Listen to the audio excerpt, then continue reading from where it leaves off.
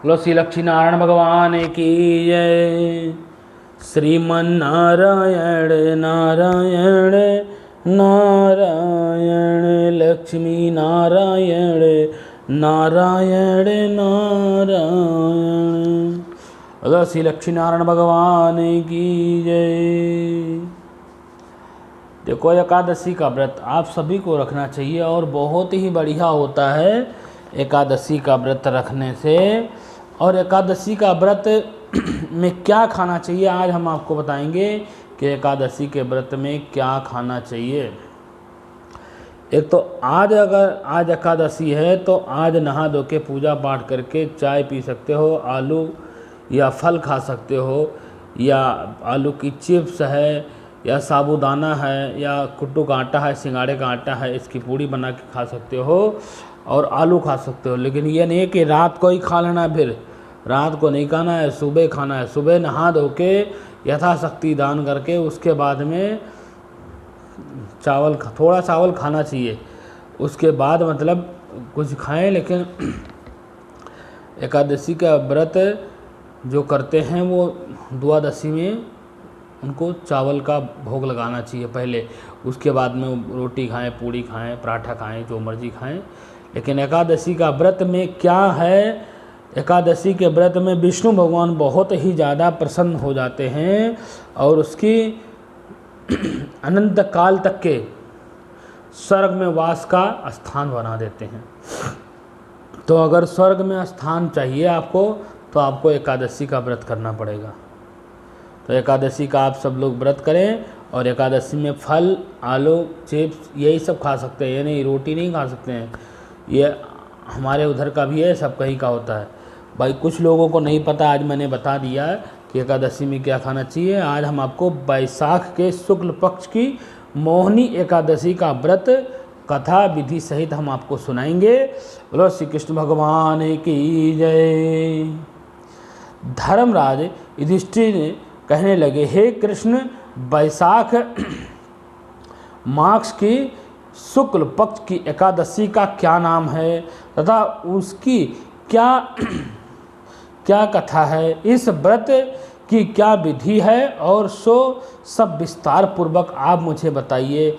धर्मराज युधिष्ठिर ने श्री कृष्ण जी से पूछा कि आप मुझे इस एकादशी का व्रत का पूरा विधान बताइए विस्तार से। तो श्री कृष्ण जी बोले, कहने लगे, जिनको महर्षि वशिष्ठ जी ने श्री रामचंद्र जी से कहा था, जब वशिष्ठ जी ने श्री रामचंद्र जी से कहा था कि एक समय श्री रामचंद्र जी बोले, हे गुरुजी, कोई ऐसा व्रत बताइए जिससे समस्त पापों का नाश हो जाए और दुख नाश हो जाए और सुख की प्राप्ति कैसे होगी। मैंने सीता जी की इनके वियोग में बहुत से दुख भोगे हैं। मैंने सीता जी के वियोग में मैंने बहुत सारे दुख भोगे हैं, तो आप इसलिए इसका नाम मोहिनी एकादशी पड़ा है। तो सीता जी के वियोग में मैंने बहुत ही दुख भोगे हैं। अब मैंने अतः आप कोई व्रत बताइए। महर्षि वशिष्ठ जी बोले, हे राम, आपने बहुत सुंदर सी प्रश्न किया है, बहुत ही सुंदर और बहुत ही अच्छा आपने प्रश्न किया है। आपकी बुद्धि अत्यंत शुद्ध और पवित्र है, यद्यपि आपके मन में बहुत ही शांत स्वभाव के आप शांति रहती है। नाम स्मरण करने से ही मनुष्य पवित्र और शुद्ध हो जाता है। तो आप यह प्रश्न लोकहित के लिए बहुत ही सुंदर बैसाख मास के में जो एकादशी आती है उसका नाम मोहिनी एकादशी है, उसका नाम मोहिनी एकादशी है। इस व्रत का करने से मनुष्य सब पापों का तथा दुखों से छूट करके मोक्ष को प्राप्त हो जाता है, मोह जल और मुक्ति को प्राप्त होता है। अतः यह व्रत दुखी मनुष्यों को अवश्य करना चाहिए। जो दुखी रहते हैं, हमेशा परेशान रहते हैं, उनको ये एकादशी का व्रत हमेशा करना चाहिए। इससे मनुष्य के सब पाप और दुख नाश प्राप्त खत्म हो जाते हैं। इससे मनुष्य के सब पाप और दुख नाश हो जाते हैं। ऐसा ही होते हैं। अब आप इसकी कथा एक गृहचित्र हो करके ध्यान पूर्वक सुने। हम आपको इसकी कथा सुनाते हैं। अभी तक के हम इसकी विधि बता रहे थे, कैसे व्रत करना है और क्यों करना है। ये सब श्री रामचंद्र जी ने सीता जी के वियोग में व्रत किया था। तो सरस्वती नदी के किनारे भद्रवती नामक एक नगरी था। वहाँ एक धूतिमान नामक चंद्रवंशी राजा रहता था। इसी नगर में धान्य से पूर्ण और वन धनपाल नामक एक वैश्य भी रहता था। वह अत्यंत धर्मात्मा और विष्णु भक्त था।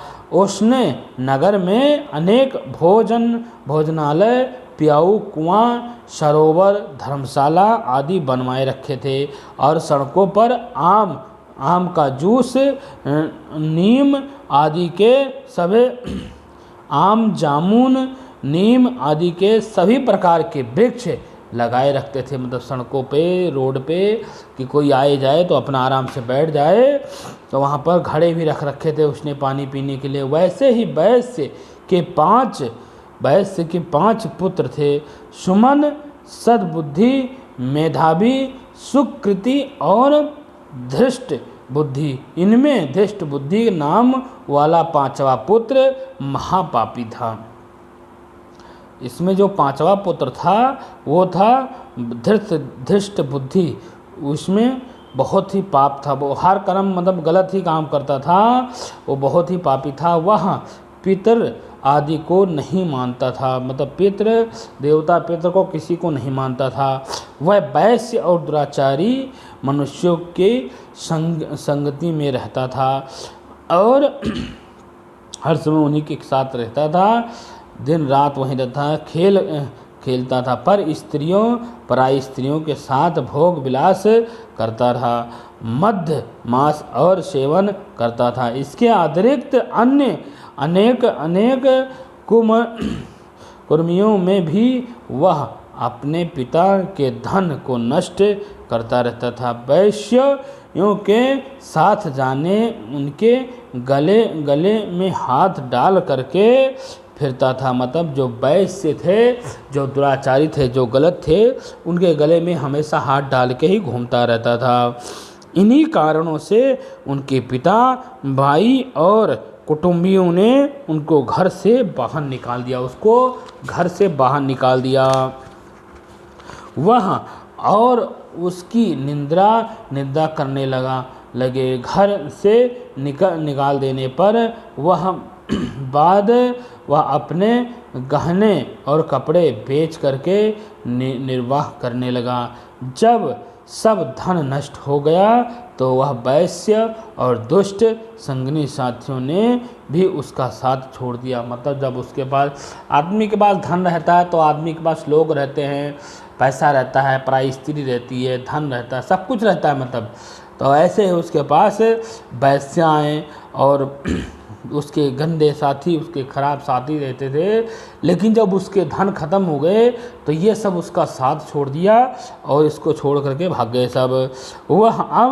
वह भूखा प्यासा मरने लगा, अत्यंत दुखी रहने लगा। अन्य कोई सराह न देखने पर वह चोरी करने लगा। मतलब उसको अब कोई रास्ता नहीं दिखा तो वो चोरी करने लगा। और एक बार वह पकड़ा गया तो परंतु राज्य कर्मियों ने उनको वैश्या का पुत्र जान करके छोड़ दिया। मतलब एक बार वो पकड़ा गया तो उसको लोगों ने छोड़ दिया कि भाई ये बहुत भले मानुस है तो इसको छोड़ दे भाई।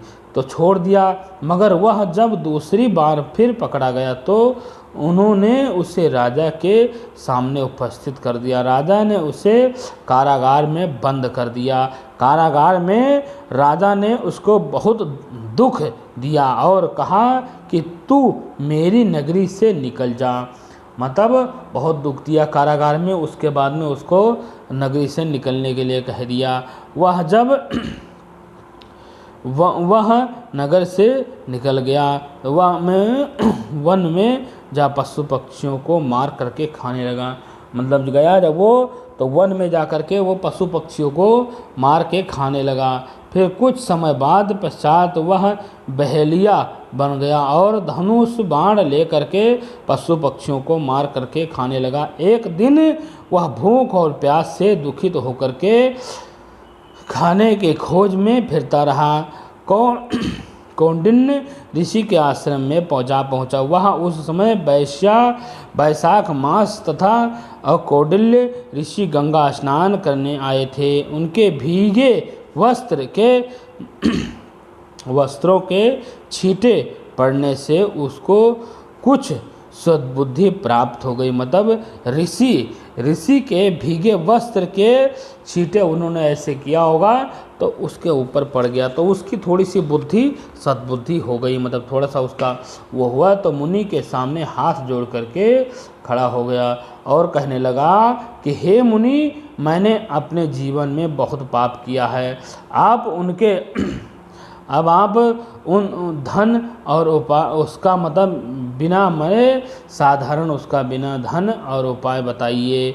इसके उसे दीन वचन सुनकर ऋषि कहने लगे, ध्यान दे करके सुनो, तुम वैशाख शुक्ल पक्ष का व्रत करो। इस एकादशी का नाम मोहिनी है और इससे तुम्हारे सब पाप नष्ट हो जाएंगे।